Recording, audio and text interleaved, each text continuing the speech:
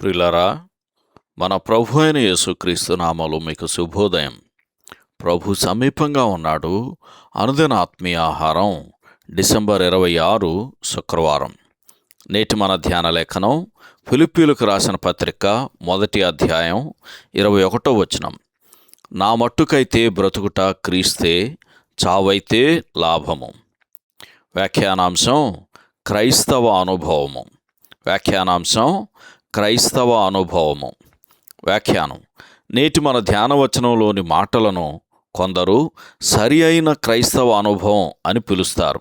అయితే నా మట్టుకైతే బ్రతుకుట క్రీస్తే అని పౌలు చెప్పాలంటే దానికంటే ముందు అతనిలో క్రీస్తు జీవించవలసి ఉంది.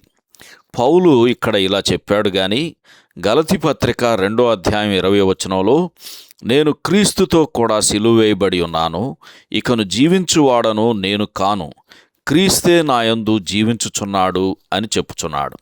క్రీస్తే నాయందు జీవించుచున్నాడు అని పౌలు చెప్పడం ఎంత అద్భుతమైన విషయం. క్రీస్తు న్యాయవంతుడా? క్రీస్తు పౌలులో జీవించాడు. క్రీస్తు నీతిమంతుడా? క్రీస్తు అతనిలో జీవించాడు. క్రీస్తు కృపగలవాడా? క్రీస్తు అతనిలో జీవించాడు. క్రీస్తు కరుణగలవాడా? క్రీస్తు అతనిలో జీవించాడు. క్రీస్తు దయగలవాడా? క్రీస్తు అతనిలో నివసించాడు. ఆయన ఎన్నడూ నీతిని పక్కన పెట్టి కృప చూపలేదు, సత్యాన్ని పణంగా పెట్టి కృప చూపలేదు. క్రీస్తు అతనిలో జీవించాడు. అది అతనిలోని దేవుని ఆత్మశక్తి ద్వారా కలిగిన అనుభవం గనక పౌలు నా మట్టుకైతే బ్రతుకుట క్రీస్తే అని పలికాడు. ఆహా, ఎంత గొప్ప క్రైస్తవ అనుభవం! తానున్న అప్పటి పరిస్థితుల్లో క్రీస్తుకు ఘనత మహిమ కలుగునట్లు నివసించటానికి అతడు సిద్ధంగా ఉన్నాడు. క్రీస్తు కొరకు జీవించాలని కోరుకోవటం, వినయము కలిగి భయభక్తులతో నడుచుకోవటం మనకు గొప్ప విషయం. అయితే అన్నిటికంటే పెద్ద అడ్డంకి మనమే. మన బద్ధశత్రువు మన లోపలే ఉన్నాడు. కాబట్టి మనకు కావలసింది క్రీస్తు వైపు చూడటమే.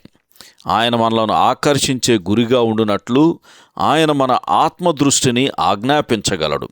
మనం ఈ లోకంలో ప్రయాణిస్తున్నప్పుడు ఆయన మన మీద ప్రభుత్వం చేయుచు ఆజ్ఞాపించగలడు. ఇక్కడ మనకున్న సమయం తక్కువ. మనం ఆయన కోసం జీవించడానికి కొద్ది కాలమే ఇక్కడ ఉంటాం. మనం ఇక్కడ ఉండటంలోని ఉద్దేశం ఇదే. మనం 1000 సంవత్సరాలు పరలోకములో ఉన్నప్పటికీ ఆయనను స్తుతించటం ఎప్పటికీ కొనసాగుతూనే ఉంటుంది. గొప్ప విషయం ఏమిటంటే ఇప్పుడు ఆయన అందరి భయభక్తితోనూ మాన్యతతోనూ నెమ్మదిగా మౌనంగా నడుచుకోవటం, ఆయన చేతుల్లో కృపను పొందటం, ఆయన అడుగుజాడలలో నడుచుకోవటం, దేవుని చిరునవ్వుతో దేవుని మెప్పును పొంది ఈ లోకంలో సాగిపోవటమే. ఎందుకనగా క్రైస్తవ అనుభవం అనేది ఒక క్రైస్తవునిలో క్రీస్తు ఆత్మ ద్వారా రూపించబడిన అనుభవం. సహోదరుడు ఎమిల్ ఎస్ నాషెడ్. శుభములతో వందనాలు. ఈ సందేశాలకు సంబంధించి కానీ బైబిల్కు సంబంధించి కానీ మీకేమైనా ప్రశ్నలు ఉంటే ఈ క్రింది నంబరుకు వాట్సాప్ ద్వారా పంపించండి. మీ ఆత్మీయ క్షేమాభివృద్ధి కోసం అనుభవజ్ఞుల ద్వారా జవాబులు అందించబడతాయి.